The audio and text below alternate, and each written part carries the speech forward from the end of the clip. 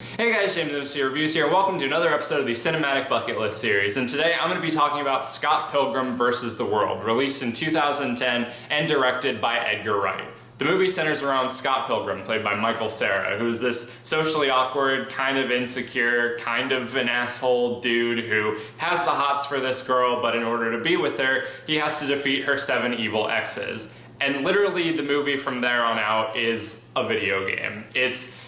It's a video game, it's a comic book movie, it's an action movie, it's a comedy, it's all these different genres mashed together into this big cinematic ball of epic. This is honestly one of my favorite movies that I've covered for the bucket list. I saw it in a theater in Dolby HD. They did a re-release of it for the 10th anniversary, and if you are vaccinated and you feel comfortable going to a theater and you can see this movie if it's playing, definitely go and see it that way, because in my opinion, the movie is really great on its own, but the theater experience is the definitive way to see this movie. It is a visual marvel. Like, when I saw that Edgar Wright was attached to this movie, that may have been me being ignorant, not knowing that he was attached to it before, because if I had known that, then I probably would have watched this movie sooner. But when I saw his name attached in the credits, I'm like, oh, this is gonna look amazing, and it absolutely did. The cinematography,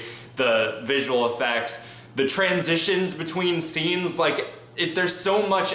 One of the things I love about not only this, but Baby Driver and other Edgar Wright movies, is there's so much attention to detail put into every single frame of the movie. Everything is done for a reason, and that people have even said his movies feel like they're directed to a metronome or something like that.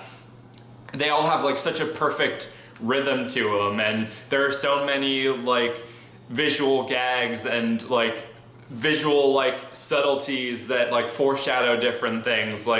I recently watched it for the second time because it was just that good.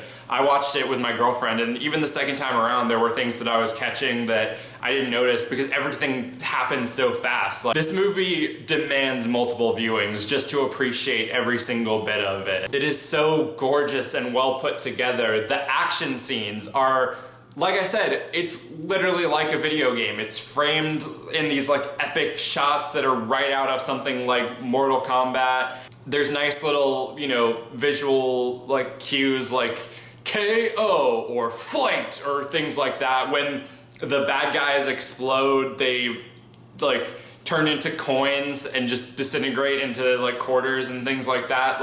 Shit like that is brilliant. There's little narrations and little sound effects that happen when people are knocking on the doors, or when the phone rings or things like that. It's just so amazing. I just absolutely was in love with how this movie looked. I also really like the story too. I think it's very self-aware of what it is. It's very silly, it's very over the top, but at the same time it also has a lot of heart and, oddly enough, kind of a lot of depth. The characters, you get really sucked into the characters and how they're written. I know a lot of people that reviewed this movie said that Scott Pilgrim is the worst character and that he's an irredeemable asshole, but I don't think he is. I think he's very misguided. He does some not good things, but he is at least aware that what he's doing is wrong, but he just doesn't know how to deal with it. And the movie does a good job showing him taking steps toward that goal of realizing his problems, both with his relationships and himself, and learning how to deal with them and cope with them. And with that in mind, I think I should talk about the ending real quick, and quick spoiler warning just in case you want to see it. I found out about the alternate endings thing afterwards. I looked into it. I did watch both versions. For those who don't know, there was a version of the ending where he ends up with Ramona, and then a version of the ending where he ends up with knives.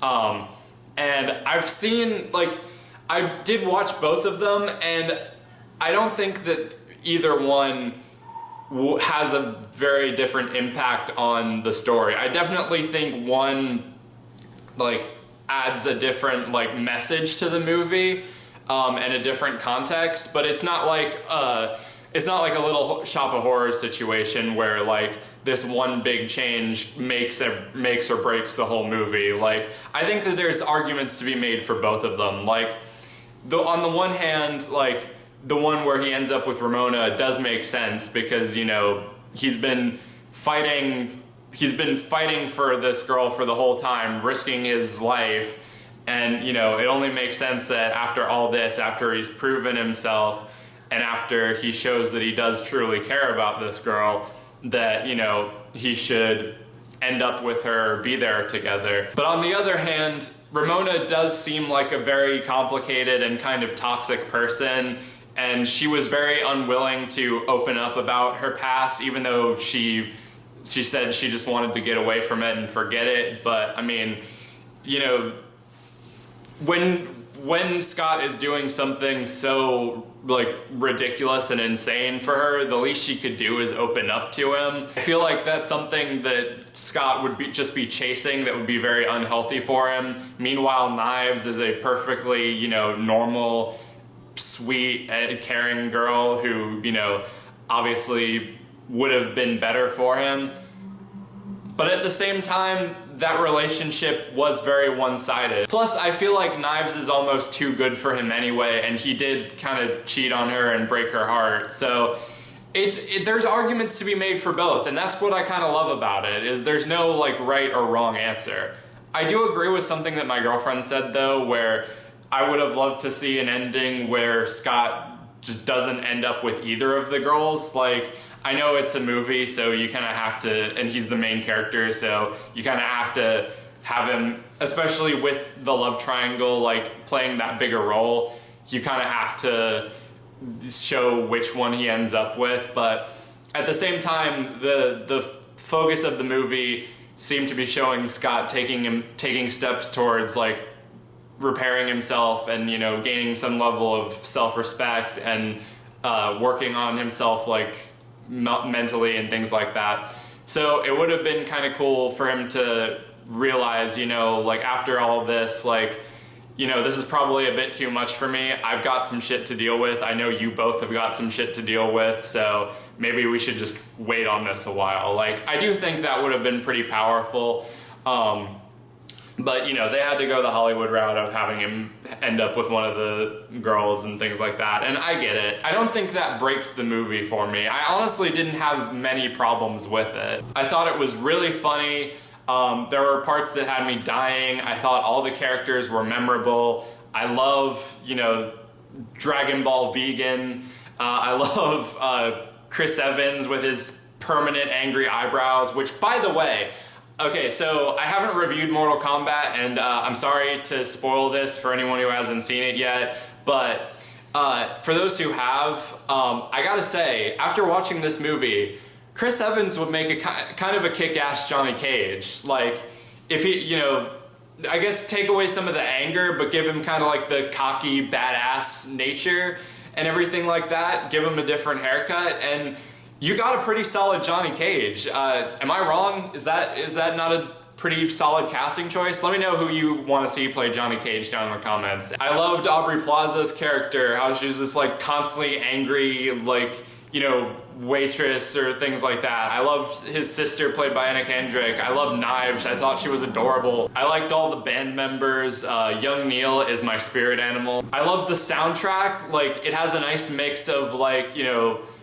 hard rock and like video game music, but yeah, I just can't recommend this movie enough. I know it was a box office failure when it originally came out, which is absolutely unforgivable. Like, I know that it's garnered a cult following now, but I feel like this deserves to be like a classic, and I'm glad that from what it seems like, more people have, you know, watched the movie and have, you know, joined that club, and I'm glad that I finally have joined that club. I'm so happy I watched this movie. I thought it was amazing. Definitely go see it in the theater if you can, if it's playing in your area. And if not, it's available on Netflix. Go watch it. It's awesome. It's amazing. So yeah, going to my ranking, God, I would probably give this like a 5 out of 5. This was fantastic. So yeah, let me know down in the comments, what are your thoughts on Scott Pilgrim versus the World? What did you think of it? Which ending do you prefer? Do you think Scott should have ended up with Ramona or Knives or neither? Let me know all that stuff down in the comments. Stay tuned for more content coming very soon, but until then, be sure to like, subscribe, ring the notification bell. I'm going to talk over the train. Be sure to like, subscribe, ring the notification bell so you can stay up to date on when I'm posting. Follow me on all my social media, subscribe to my main channel. Everything you need to know will be in the description. Thank you guys for watching, and I'll see you later.